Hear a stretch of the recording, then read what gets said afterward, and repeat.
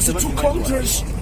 We have no intention of doing that. Like you are. 你给他讲，我现在有我到他那边去，行不行？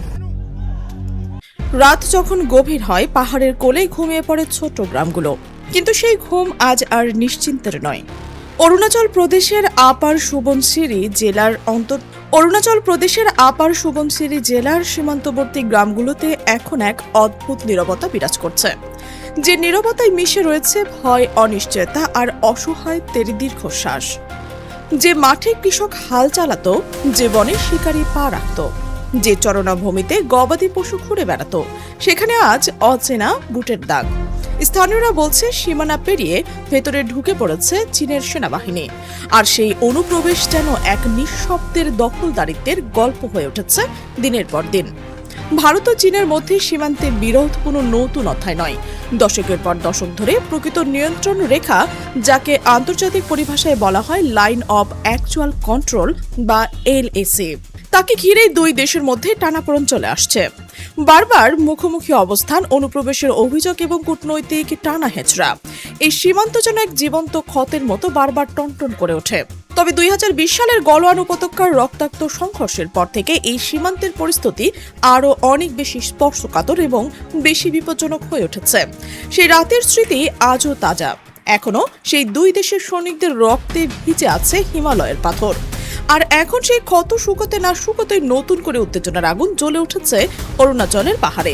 ভারতীয় সংবাদ মাধ্যমে Times of India এবং আনন্দবাজার পত্রিকার প্রতিবেদন অনুযায়ী চীনা সেনাবাহিনী ভারতের ভূখণ্ডের ভেতরে প্রবেশ করে স্থায়ী সামরিক ক্যাম্প, সড়ক এবং বিভিন্ন সামরিক অবকাঠামো নির্মাণ করেছে।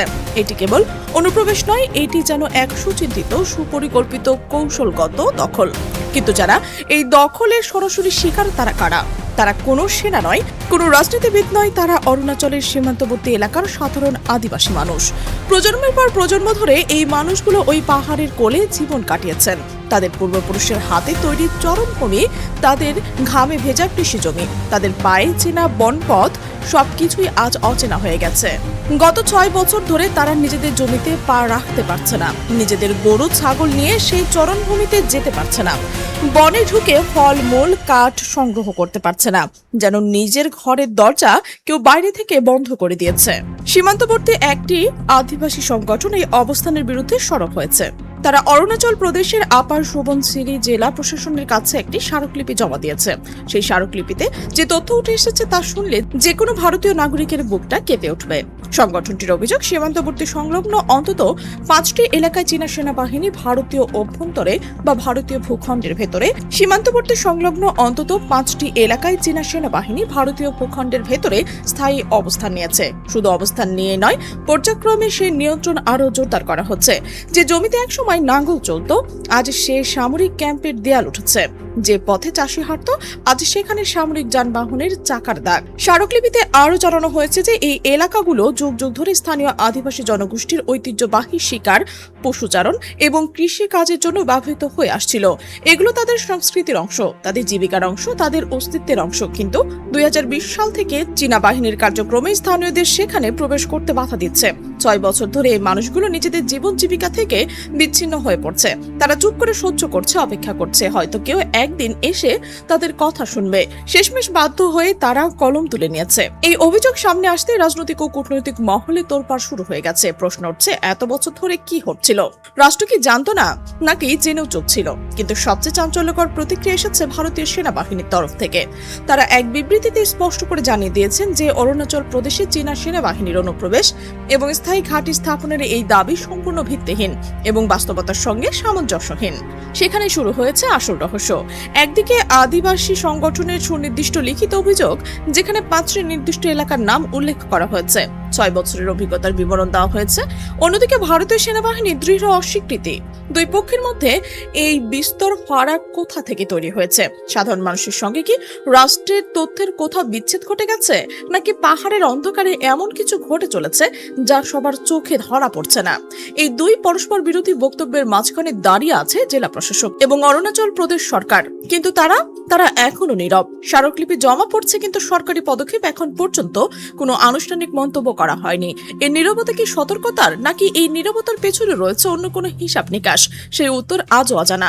এদিকে ভূরাজনৈতিক বিশ্লেষকরা বলছেন যে এই ঘটনাকে বিচ্ছিন্নভাবে দেখা চলবে না। 2020 সালের গলওয়ান সংঘর্ষের পর থেকে চীন হিমালয় সীমান্ত জুড়ে তার কৌশলগত অবস্থান শক্তিশালী করার চেষ্টা করে আসছে। নতুন রাস্তা তৈরি, নতুন গ্রাম নির্মাণ, নতুন সামরিক পরিকাঠামো, এগুলো কোনো আকস্মিক ঘটনা নয়, এটি একটি দীর্ঘমেয়াদী পরিকল্পিত কৌশলের অংশ। আর অরুণাচলের আদিবাসী জনগোষ্ঠীর অভিযোগ সেই বড় ছবির একটি ছোট টুকরো। এই টুকরোগুলো ছোট হলেও তার ভার অনেক, কারণ এখানে জড়িয়ে রয়েছে সাধারণ মানুষের জীবন। যে মা তার সন্তানের জন্য বনের ফল আনতে পারছে না, যে কৃষক তার জমিতে বীজ বপন করতে পারছে না, যে রাখাল তার পশু নিয়ে চারণভূমিতে যেতে পারছে না। এই মানুষগুলো কোনো রাজনৈতিক দলের নেতা নন, কোনো সেনা কর্মকর্তা নন, তারা পাহাড়ের কোলে বেঁচে থাকতে চাওয়া সাধারণ মানুষ। তাদের হারানোর গল্প কি কখনো সঠিক মনোযোগ পাবে? প্রশ্নগুলো ঘুরছে, কিন্তু উত্তর মিলছে না। সেনাবাহিনীর বিবৃতি এবং স্থানীয় জনগোষ্ঠীর সাক্ষ্যের মধ্যে যে গভীর বিরোধ তৈরি হয়েছে তা নিয়ে নতুন করে দেশজুড়ে আলোচনা শুরু হয়েছে।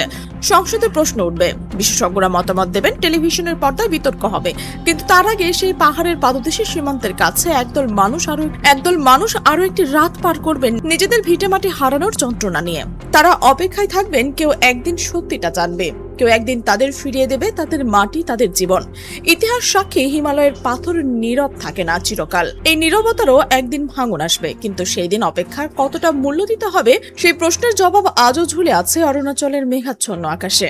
প্রিয় দর্শক, এই উত্তেজনাপূর্ণ মুহূর্ত নিয়ে আপনার মন্তব্য কি অবশ্যই কমেন্ট বক্সে জানান।